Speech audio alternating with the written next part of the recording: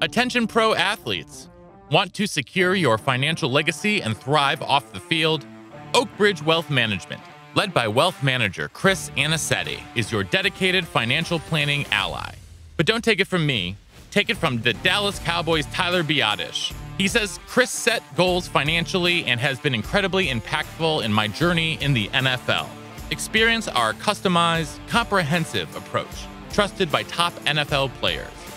Don't leave your financial success to chance. Connect with Chris on Instagram at OakbridgeWM_Anicetti.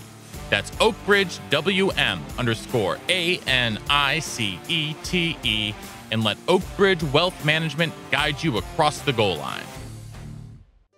Bernstein again, big opening, pass 5, pass 10, Bernie's a man, and he goes all the way to the 15-yard line. 17 yards out the carry. Welcome back to the Believe in Badgers podcast on the Believe Podcast Network, presented by betonline.ag and Oakbridge Wealth Management. Once again, I'm Matt Perkins, joined, as always, by Badger legend, the Hebrew Hammer himself, Matt Bernstein. Bernie, how are we doing today? Again, man, every day on the podcast is a holiday. Excited to chop it up today, but you know what? We're not even a month out. Like football, it's here, man. It's exciting. Yes, it's very exciting, and I'm very excited about our guest today. We have Joshua Perry, who will be calling some Badger games this fall on NBC, I believe. Joshua, Big Ten Network. It is great to see you and great to have you here. No, definitely appreciate the invite. Excited to talk a little football. I'm getting super excited too. Like, you know, your blood starts to do some different things. Your heart rate elevates when you start getting close to football season. So looking forward to it. Yeah. Are you getting any flashbacks to training camp? Yeah, actually. And I've gone to a couple of training camp practices this preseason. I'm watching those guys run around. And I'm like, dude, I don't have it in me anymore. So get the flashbacks, mostly good things nowadays. So. Yeah, I'm sure about it. Yeah, we talked about Bernie going to camp last week on the podcast because Wisconsin, I don't know if Ohio State, when you were there, you guys like went away to camp or not, but we used to go away to, Bernie used to go away to the seminary in outside of Madison and really just be shut off from the entire world. Did you guys have that at Ohio State as well? No, so we never really went away. What Urban would do a lot of times is he would take us to these like public practice fields, and they were absolutely terrible. Like, you know, there's like concrete in the middle of the field just to build up a little grittiness. Because when we went back to the facility, it was like being at a country club. So, you know, no travel, no dorms necessarily, but he used to make us get out there in the mud a little bit. That's not bad. That's not bad at all. Well, before we get into it here with Joshua, I want to remind you that we are presented by betonline.ag, where they continue to be your number one source for all of your online sports wagering needs. You name it, they've got it over there at BetOnline, especially as football season is closing in. It is the place to be for futures, Heisman Trophy odds, all that good stuff. So head on over to the website or use your mobile device to sign up today and receive a 50% welcome bonus on your first deposit with our promo code BELIEVE. That's BLEAV. Bet Online, where the game starts. And we are going to start today, Joshua, talking about the most important man in Wisconsin at the moment, and that is Coach Luke Fickell, someone with whom you are intimately familiar. So talk to us first just about your relationship with Coach Fickell. Yeah, I mean, he's one of the all-time guys in this business. I know there are a lot of coaches out there who get in it to just coach, and they want to do the X's and O's in the program building, but they don't necessarily want to do the relationship part of it. And Luke Fickell is fully invested on the relationships, and mine dates back to when I was a high school sophomore. Is when I first got to know him. He is a phenomenal human being, a better person than he is a football coach, and he's a great football coach. But he's somebody who will just send a text to check up on me, ask how my family's doing, things of that nature. And he's built that type of connection with a lot of different players. I look at his coaching staff and the amount of guys that he's worked with in the past that are now at Wisconsin. You got Dante Booker, who's working with strength and conditioning, and Chris Worley, who's working player development, and Tuff Borland, who's a GA there. Strength coach Brady Collins is a guy who I'm very familiar with too. He was at Ohio State when I was there, but we also went to the same high school. He was a few years ahead of me, but those guys developed a really tight connection, and they've been together ever since. I think that shows the type of person that he is and how much he really values relationships. And so For me, it's been great to watch his career take off like this because he's a guy who deserves it. Yeah, absolutely. We've had Brady Collins on the show twice already, and we are also very big fans of Brady Collins. He is someone who has a unique energy. And now you got to come up and spend some time with the team this summer, with the Badgers, actually. Talk to us about how that happened. Why did Coach Fick bring you in?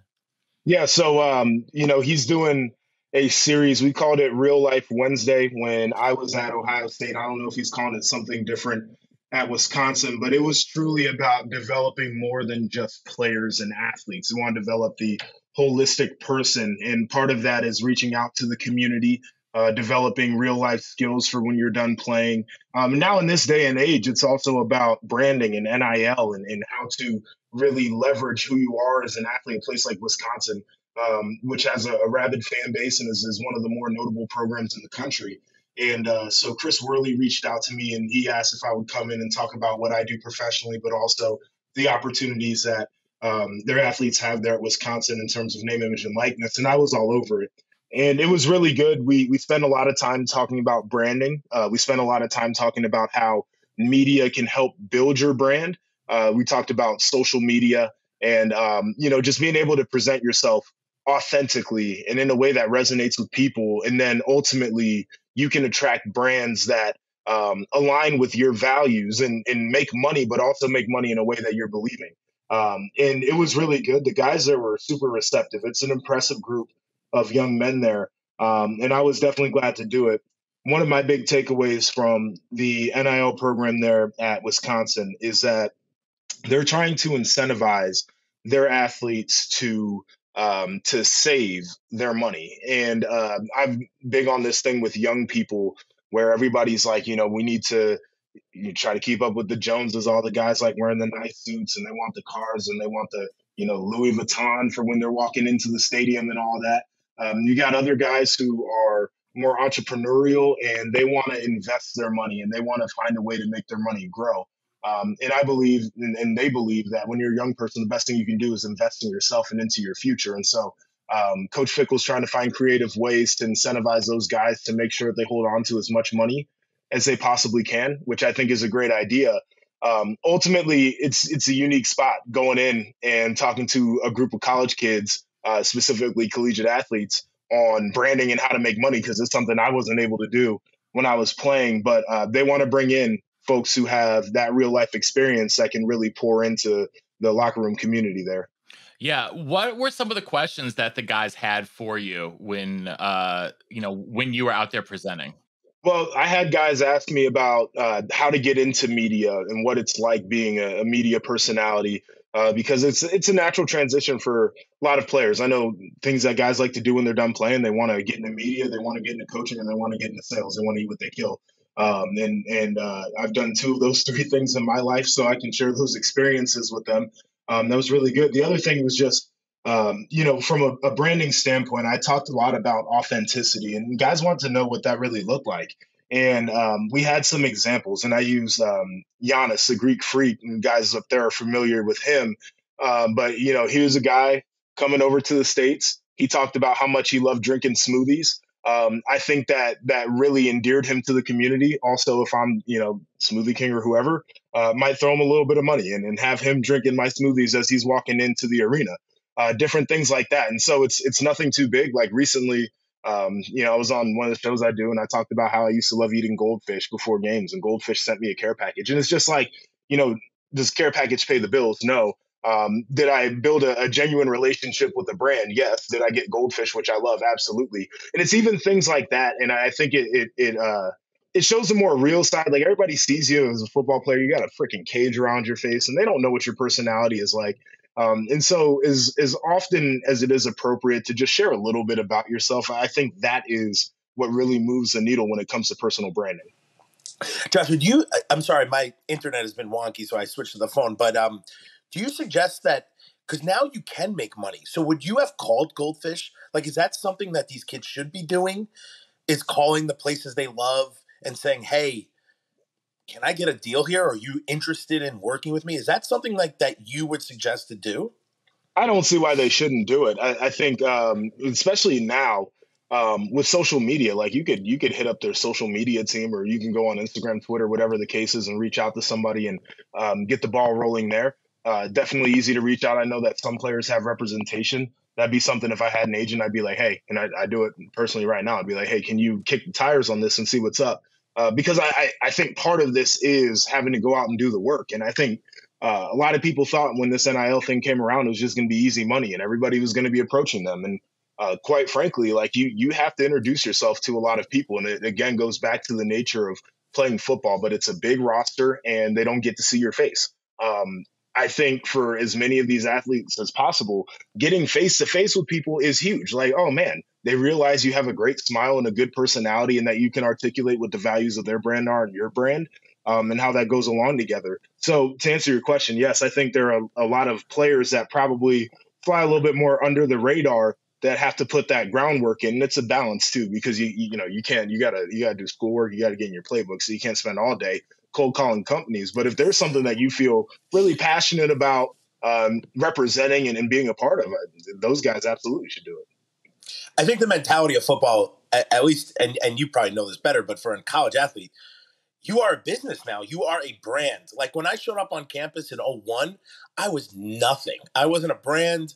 I wasn't marketable. I was like just this dude from New York who showed up. Now, what's the mindset, Joshua, of like a literal company? Like you become a company the second you sign to get a scholarship to the University of anywhere. What's that mindset like now? Yeah, I think it's a tough mindset for a young person because there's a lot of responsibility that comes along with it. I would say the first thing, if I were doing it, and hopefully I had a great team, but protect myself one way or another, right? So you have to protect the way that you're presented, and you have to protect your best interests and things that go along with that. I also think you have to keep first things first. Bad players aren't getting deals. It's like pretty simple. So you got to go out there and ball. Like you can't just walk on campus and expect just because you're on scholarship and you got the sweatsuit that all of a sudden the money's supposed to be rolling in. Like you have to put in the work. You have to become a player that people resonate with, they've seen on the field, and somebody that folks ultimately like. So I think the process has changed just from the way that young athletes have to think about themselves and how much more they have to keep their guard up. And like I was in the age of Instagram and Twitter, so we had branding opportunities we couldn't monetize. And the flip side of that too was like everybody had a camera phone in their pocket, so we had to really be aware of what we were doing. And now I think it's even a step further with the ability to make money, how you have to protect yourself there. But it still goes back to the old school though. And I think that a lot of the old school values still remain. Are you a good person? Are you a good player? And ultimately, if those two things happen, you're going to be able to do whatever you want to do. What is your favorite NIL story that you have seen of someone using their brand for in a unique way for, promoting good? Like what are some of, or at least your favorite NIL stories that you've encountered? Yeah, I know a lot of the collectives that have come out have fashioned themselves into charitable organizations, and I know that the IRS is looking into that, and it's a funny proposition to think that you pay somebody to do charity work. But one guy who's actually really into the work and does it not because it's something that makes him a lot of money, but just because he's a person that actually cares about the community is Blake Corum at Michigan. I know I'm an Ohio State guy talking about a Michigan man, but to see the work that he's done in the community, Thanksgiving drives and back to school drives and camps, things of that nature that really build inroads and give folks who, everybody's watching on Saturday, but an opportunity to meet a great athlete and to feel like they're a part of that community, I think is a big deal. And it's one of the great things that not enough people are talking about, because you could talk about Marvin Harrison Jr. doing a national ad campaign with The Rock. And like, it's really good stuff. And you can talk about Angel Reese doing Sports Illustrated, and like, it's a really good opportunity.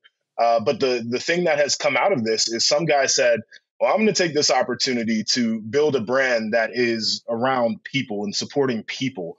I think about one of my favorite athletes of all time, and LeBron James, and how he's used his platform to help educate people, send kids off to school, and to find housing and jobs for people in his community. But you got college kids that are thinking that same way. And, ultimately they're going to become adults, and that's still going to be on their heart, and they're going to be able to change the trajectory of other people's lives and of families' lives out there, which I think is fun stuff. So you get the dark side and you see the kids pulling up to the facility and they've got Mercedes and BMWs and cars nicer than what we drive right now. And everybody thinks it's all about vanity and gluttony and what's in it for me. But there are a bunch of stories out there of guys who said, I'm going to take my free time and I'm going to take some of my earnings and I'm going to pour it back into the community, which is doing the right thing.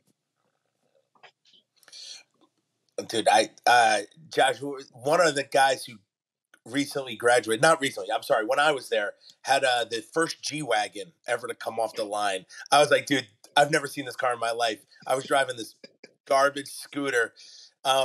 Listen, I think what you're saying is really important. I think the NIL has a way. Also, you grew up during a time when you could use a platform. You have a platform, and you could use it the way you want to.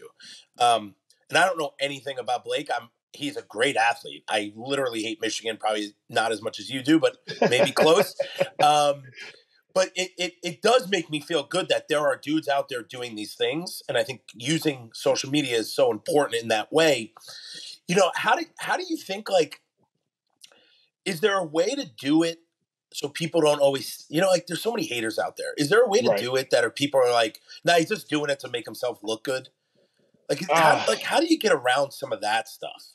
Unfortunately, no. I think people are just going to look for reasons to discount the good work that folks do, and it happens constantly. And it's like, for example, if you're somebody who says that you are a charitable person, but they see you pull up to the charity event in a luxury vehicle, right? Like, somebody's going to have a comment about that. And I think two things can exist at one time. Like, I think somebody can understand that it is the right thing to do to help the community. They're passionate about helping their community. They see the value in helping their community. And ultimately, it's something that they make a priority, while also saying that this brings me good publicity and it brings me goodwill and it helps me out personally. And I think those two things can exist. And I think they're both fine. I think that somebody can, live a life that they feel like is suitable. And it doesn't make them any less charitable when they show up to the event because they drive a nicer car than people think they should, or whatever the case is. So I feel like we have, as a society, made a decision that it's either one way or it's another way, but two things cannot exist at one time. And I am a big believer in the nuance of situations. And this even crosses over into football, where I feel like we have to evaluate certain teams or certain players or whatever the case is on different levels. Like, I think that Indiana, Rutgers, Northwestern could go out and they could get beat by 2 or 3 touchdowns. And I could also say that they played a pretty good game. But when you're playing against the Ohio State, Penn State, Michigan, what people hope Wisconsin is going to look like this year, when you're playing those types of teams, sometimes you end up losing by 2 touchdowns, even though you played a solid game. Like, both things can happen at the same time. And so my biggest thing is I hope that people who are giving of themselves and spending time and making it a priority don't get discouraged by folks who want to point fingers while they're sitting on their behind not doing a daggone thing. Listen, I do. I really like that. Just a straight up question. Do you like the NIL? I don't love it as it is constructed. I think that the NIL inducements to high school athletes are borderline criminal. And I say that because you are asking somebody who has never seen, and regardless of what background you come from, has never seen that substantial amount of money that is their own personally to do whatever they want with. And you're asking them to make a decision about the next 3, 4, 5, 6 years in some cases of their life, and then the next 50 years after that, based off of a dollar amount. Young people are not equipped to make those decisions. And so for high schoolers to be told, if you come here, you will get this amount of money, probably not fully understand how that money is paid out or what they have to do in order to get it, I think is borderline criminal. I love the idea of leveraging brands. I love the idea of, being able to go out there and say, I balled out. And so I have earned the opportunity to be somebody who could be the face of something bigger than them. I think it's great.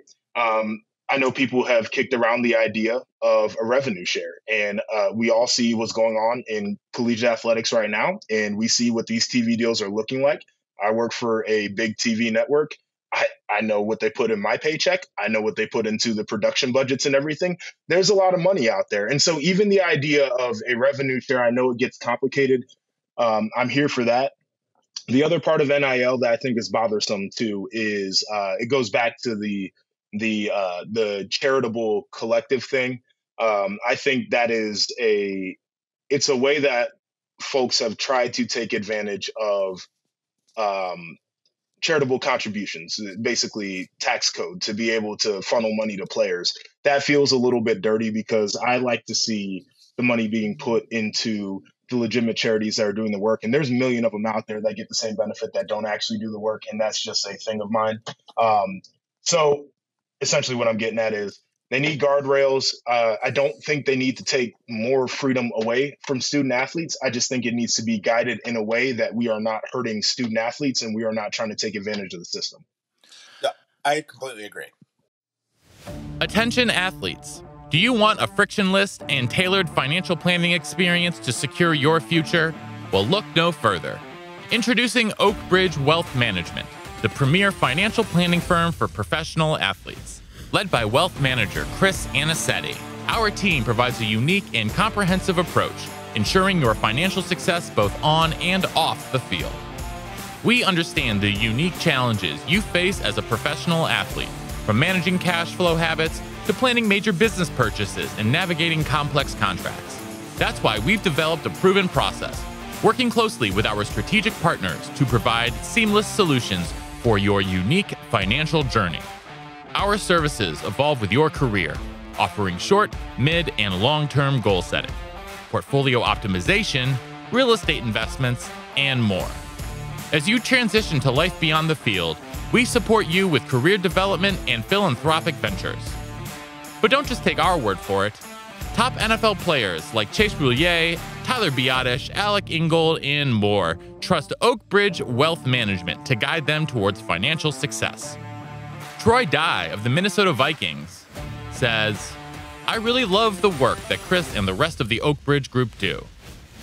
I especially like the honesty and transparency when it comes to setting up financial goals and plans that best fit my needs and situation. It's time to elevate your financial game plan. Connect with Chris on Instagram at oakbridgewm_Anicetti. That's oakbridgewm_ANICETE. And join the winning team." Yeah, absolutely. And so that actually makes for a nice transition a little bit into talking about the media, because we see a lot of critiques out of the media about NIL from people who think it's absolutely horrendous and college students shouldn't get anything and should be happy with a scholarship. And people say, just let it be a free for all, let it be a complete, the wild, wild west out there.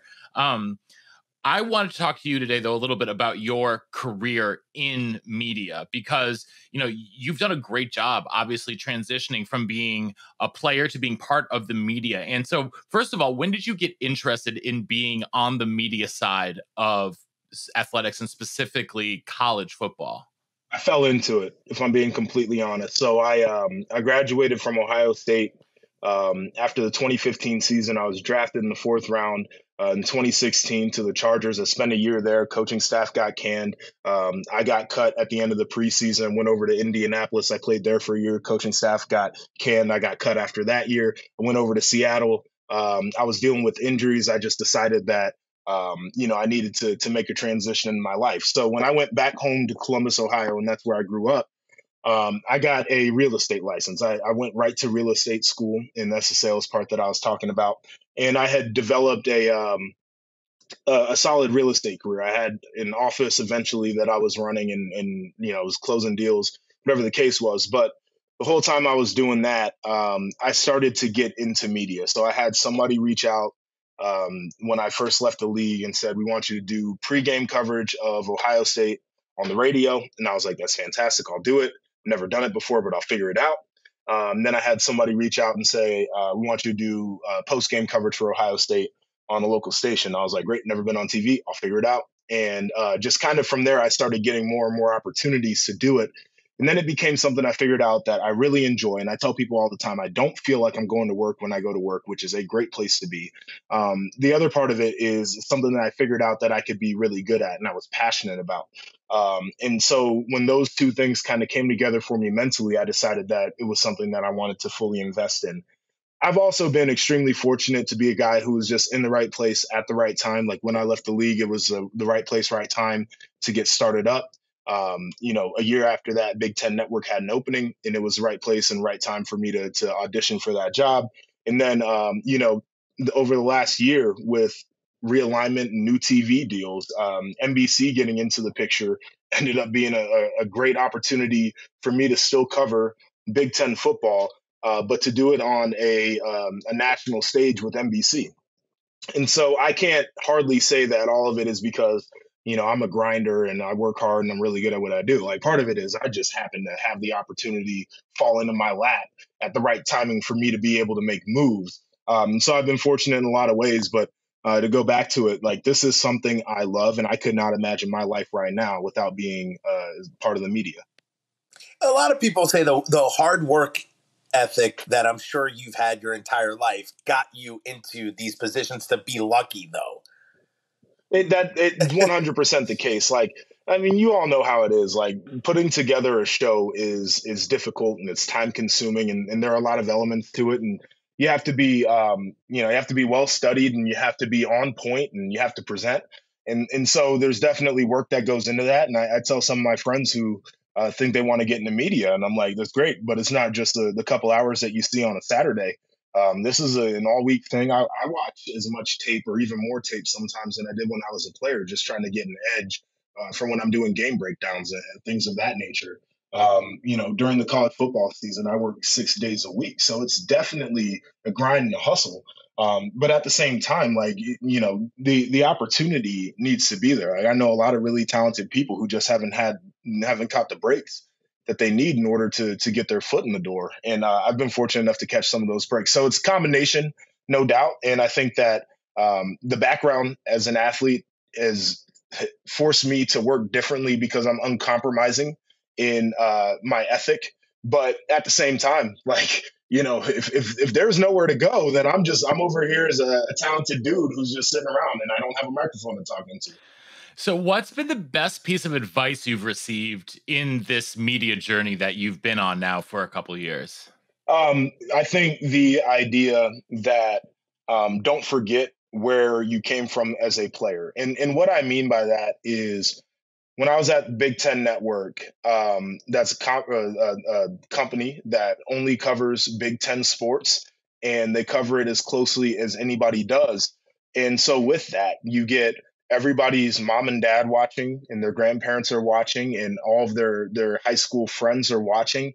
And it becomes an opportunity to really celebrate these athletes, and many of them who probably won't hear their name on ESPN, many of them who won't ever play the game again after they're done, really lean into the idea of knowing what it was like to be a former player. And your mom DVRs the part where they were reading the highlight and they said your name in it. I think that was really big. The other part about it too, and this was not a difficult process, but I feel like folks really like to lean into where you played and they want to micro analyze your analysis. But just making sure that you're thoughtful when it comes to remaining objective and having a fair and balanced viewpoint. I think the pitfall that I fall into is not hyping Ohio State up. I feel like I'm as hard on them in media as anybody else is because I know what we were when I played there, and that was a championship team. And I know what type of talent they have and the expectation level. And so sometimes I might be a little bit more critical than other people are, but just that idea of, there's folks from every fan base watching, and all they want to feel like is that their team is being treated fairly when people are talking about them. I find that I love to know where people played and that they did play. I find that to me is exciting when you're hearing commentation. But I also think it does the best people are the ones that are exactly what you're saying, are hard on every team or are, picking things out of everywhere and not favoriting a team. To me, that would be impossible. I'm just in awe of how you do it because I don't know how to do it. Like everything Wisconsin does to me is great. And even if they lose, I'm like, that's not their fault. It's somebody else's fault. But I think that is what makes the best commentators are the people who can do that. You can tell me differently, but I really think that's special. No, I mean, I think it is too. And it's just, I think it's big on perspective and why people tune in. Like, and at the end of the day, I think that what I do specifically is more of a celebration than anything else of collegiate athletics and of programs and players and coaches and different unique journeys to get to wherever the destination is for people. And I like to keep that top of mind. Like if I want somebody to feel like they're getting the real analysis, and I'm not going to fluff it up and say anything that's untrue just to make people feel good. But ultimately, you want them to feel good about the analysis because they know it's genuine and it's accurate, and it's coming from a place of, this is what we saw and this is what it means. And for your fan base, this is what you should expect moving forward. And people can ultimately feel good walking away from that. So I want to pivot here to talk about Luke Fickell because we are on a Badger podcast. You said you've known him since you were a sophomore in high school. So what has been your relationship with Coach Fick, and how has it evolved from being a recruit to now being in the media and someone he's clearly still values the opinion of greatly enough to bring you into the program and talk? Well, as a high school recruit, there was a lot of ass kissing that didn't go on when I got on campus, and so that was a little bit of a shift there. I had to learn who the real Coach Fickell was once I got on campus. But I tell people this, and I mean it genuinely. But if Luke Fickell was not the linebacker coach and defensive coordinator at Ohio State, I'm not exactly sure that I would have finished my career at Ohio State, because Urban, and I love him to death, and we've got a great relationship to this day too. We didn't start off like that. He didn't recruit me. I got recruited by Jim Tressel's staff, and Urban told me straight up, like, you're not the type of player that I typically would recruit, and I don't know if you're going to make it here. And that was demoralizing because I had never heard anybody tell me that I wasn't a good athlete before.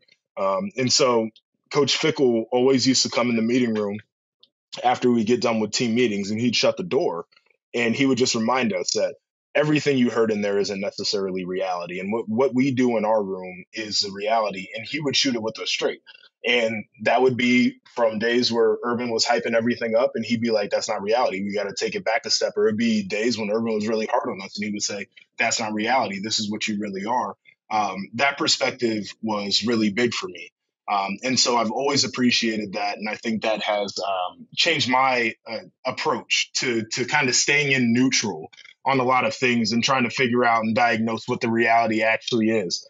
When I became a former player, we stayed in touch constantly. And I tried not to blow him up, and he wouldn't blow me up. But just the idea of being able to maintain that relationship, I think, was important for the both of us. But my going into my second year in the NFL, Coach Fickell had asked me about an opportunity at Cincinnati and if I was interested in it. And that's the type of guy that he is. And I mentioned the amount of former players that are working with him, but he was always just looking out, like just making sure that everything was taken care of. And if he could help in any type of way, that he was going to be that type of person. And I still feel that to this day. And when I was on campus to talk about NIL, I got to spend a lot of time with him, which I was fortunate to do. And when we chat, it's, some of it's about football, and, we're just talking about the game. Most of it is about everything else that's going on in his family and his 6 children and his wonderful wife. And he's asking me about my wife and if we're planning on having a family, whatever the case is, professionally, how things are going. Like, it's never just a football conversation, but it's never been just a football conversation with me and him. And I think it's important. And I mentioned it off the top, but like, there's so many guys in the industry that don't care about anything but the game. And it's really hard to exist in a world where you're hyper focused on that one thing, and you have to try to act like nothing else matters. Everything else matters sometimes. And he would always be the right guy to talk to when there was something else that was going on, and he still is. Joshua, do you think the success he's having now is from like just all the coaching experience he gathered in all these different places? And what do you think that is? Because he will say it, he said it a number of times. He's like, we haven't even played a snap of football. and everyone is hyping him up. What's that hype to you, and how does a guy like Coach Fickell handle that? The hype is because of what he's done his whole career. As a position coach, he was really good. As a coordinator, he was fantastic. As a head coach at Cincinnati, obviously, he did something that nobody else had done, and it's take a group of 5 team to the college football playoff. He put a ton of guys in the NFL, and that's not because he had the best rosters. And when I was playing at Ohio State, we had better players than everybody else. Is why he had so many guys go to the league. He had to develop those guys. He had to make them into players, and he's done that in multiple spots. We had one of our guys the year I got drafted, another one of our linebackers, Darren Lees from New Albany, Ohio. He played quarterback in high school. Luke Fickell pounded the table to get him in the door. Urban didn't want him. He got him in, developed this 3-star guy who was a quarterback into an All-American linebacker who was a first-round pick. It's something he's done throughout his career. And so I think a lot of people are looking at the past experience to predict what's going to happen in the future. I also think that people are looking at the Wisconsin program, and they're seeing the infrastructure that's there. They're seeing the financial commitment that came with bringing Coach Fickell in, not only for him, but for his staff, for facilities, which I think is really important at showing that they're trying to compete in the new age of college football. And so I think that there's a stat that's out there that Wisconsin as a program had the most wins of any team that had not made it to the college football playoff. Like, I think people see that, and they see the type of place that it is, and they feel extremely confident in it.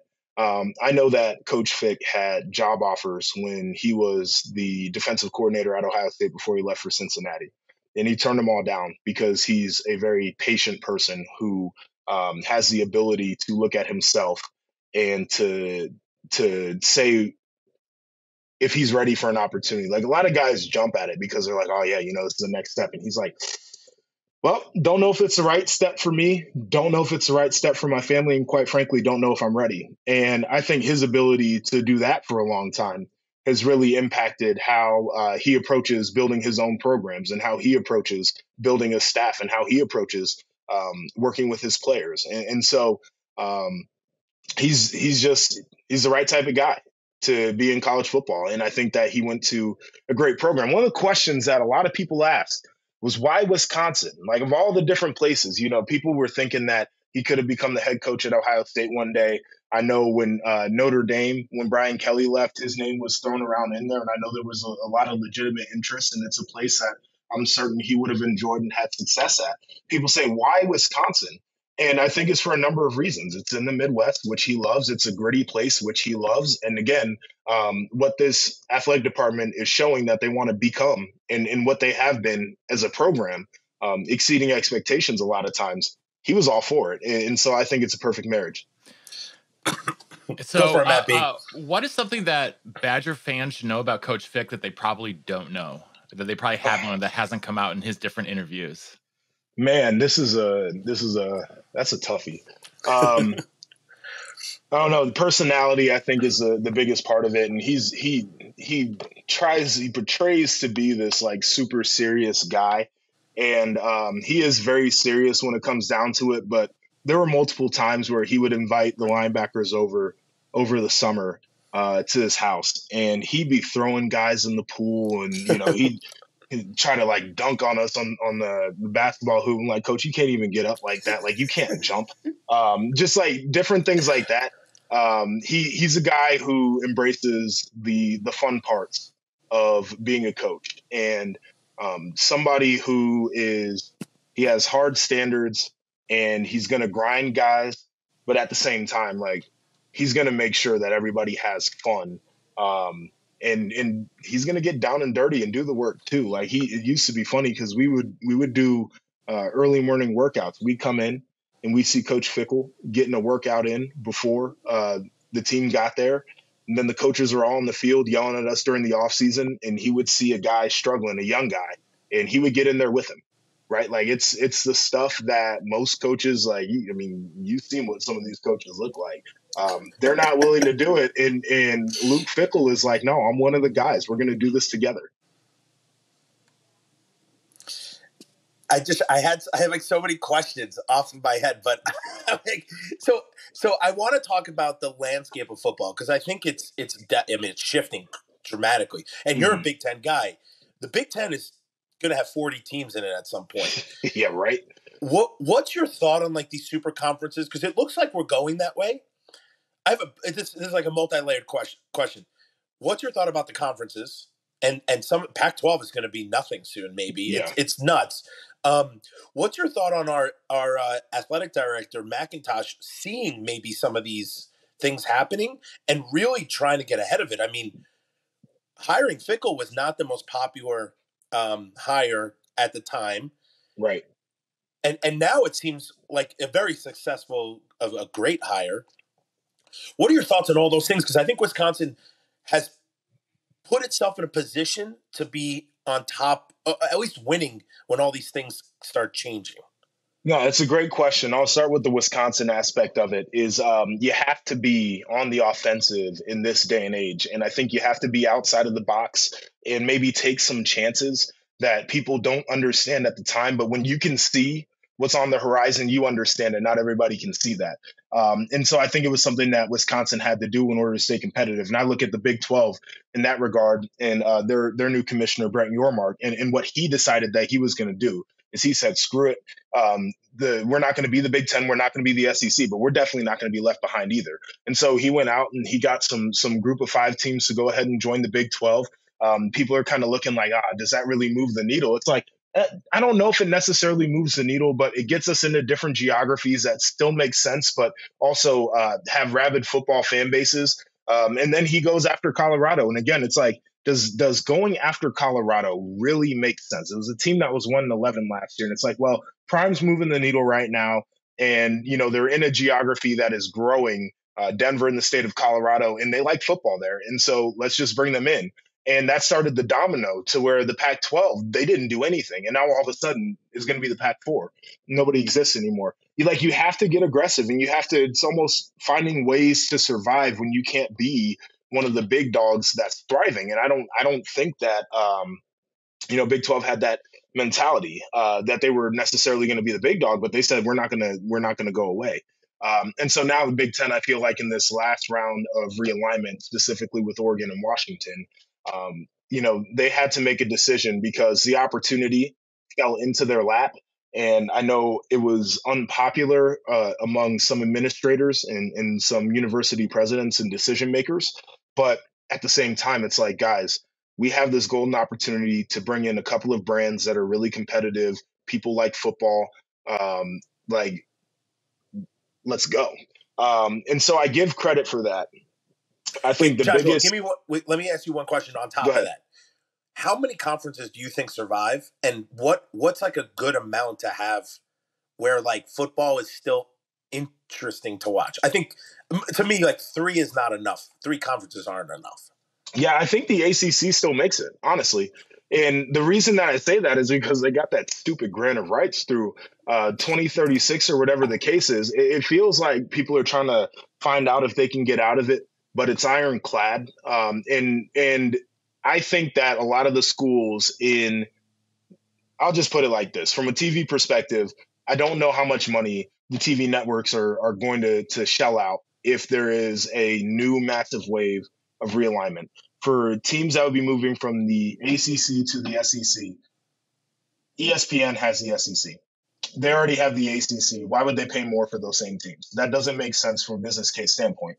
For the Big Ten, and we see what's happening with Oregon and Washington, they're coming in on a reduced revenue share. Well, it's because they just redid the deal. And I'm sure the TV networks are saying, like, dude, we gave you a ton of money. Like, you guys have to now find a way to make those work.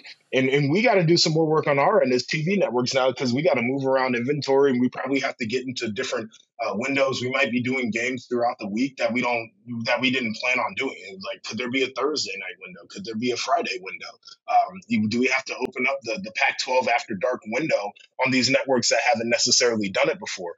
I think that for the ACC, they're kind of stuck, but it keeps them together, which I think is better than the alternative. The Big 12 looks like they're going to be around, and then you got the Big 10, the SEC. So I think it's going to be 4 conferences. And I'm not exactly sure what happens to the remainder of the Pac-12, and that'll be, we'll see what happens from there on out. 4 feels like an interesting number, though, with the new playoff format coming up, because, 4 teams are going to be able to get buys. Do you just say that the Power 4 whoever their conference champ is, they get the bye. Do we do it a different way? I'm not exactly sure. But I think they stay. Now, my biggest sticking point on realignment is this. I think it's fun for us. I think we're going to get to see more marquee matchups throughout the season, which I think that fans are going to enjoy. And obviously, from a TV standpoint, that's going to move the needle and drive ratings. There's an idea that college football specifically is built off of history. And so part of the history of the game evaporates with these moves. And I know people are looking at Washington State, Oregon State, for example. Are you going to be able to maintain those rivalries, or are they rivalries that go away?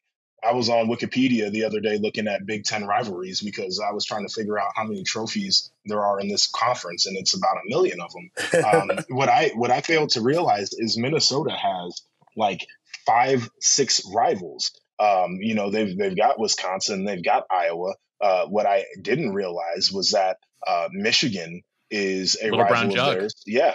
I mean, there are all of these things that I don't think a lot of us have considered, and it makes it hard from a scheduling standpoint to maintain some of that history. And then probably the bigger point is I think having a West Coast hub with Oregon, Washington, USC, and UCLA is important for Olympic sports and non-revenue sports, because the travel that is required of them, and many of them are busing or they're flying commercially, they don't get to charter like football does, becomes difficult. They're especially in season with their academic schedule, that's tough. And these are a lot of athletes who aren't making NIL money. And some of them are on partial scholarship, trying to figure out how they're going to pay the rest of their way through school. Some of them wanted to be close to home, so their mother and father could watch them. And now all of a sudden, the competitions aren't going to be anywhere remotely close to home. We have to ensure, if you are an administrator, if you are somebody high up in a university, that those athletes are taken care of. Because I think football is going to be taken care of. Basketball is going to be taken care of both on the men's and the women's side. Even in some of these athletic departments, Wisconsin, great volleyball program, I'm sure they'll take care of the volleyball players. Like Nebraska's going to take care of theirs. I know Ohio State's going to take care of theirs.